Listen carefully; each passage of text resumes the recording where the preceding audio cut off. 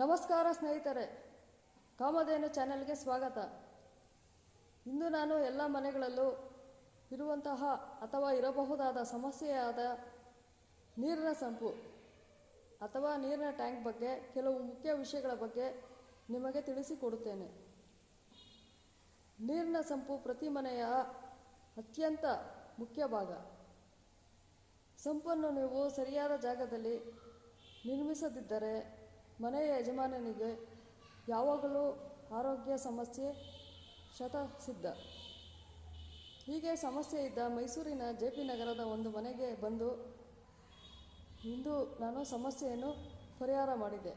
ಅಂದರೆ ಅವರ ಮನೆಯಲ್ಲಿ ಡಯಾಗ್ನಲ್ ಲೈನ್ ಅಥವಾ ಕರ್ಣರೇಖೆ ಮೇಲೆ ಸಂಪು ಇದ್ದುದರಿಂದ ಅವರಿಗೆ ಯಾವಾಗಲೂ ಆರೋಗ್ಯ ಸಮಸ್ಯೆ ಕಾಡುತ್ತಿತ್ತು. ಇದಕ್ಕೆ ಸರಳ ಪರಿಹಾರವಾಗಿ ಸಂಪಿನಲ್ಲಿ ಗಣಪತಿಯ ಪ್ರತಿಷ್ಠಾಪನೆ ಮಾಡಿ ಸಮಸ್ಯೆಯನ್ನು ಪರಿಹರಿಸಲಾಯಿತು. ಸಂಪು ಯಾವ ದಿಕ್ಕಿನಲ್ಲಿದೆ, ಏನು ಸಮಸ್ಯೆ ಇದೆ ಎಂಬುದರ ಮೇಲೆ ಪರಿಹಾರ ಸೂಚಿಸಲಾಗುತ್ತದೆ. ಸಂಪೂರ್ಣ ಮಾಹಿತಿಗೆ ನನ್ನನ್ನು ನೇರವಾಗಿ ಸಂಪರ್ಕಿಸಬಹುದು.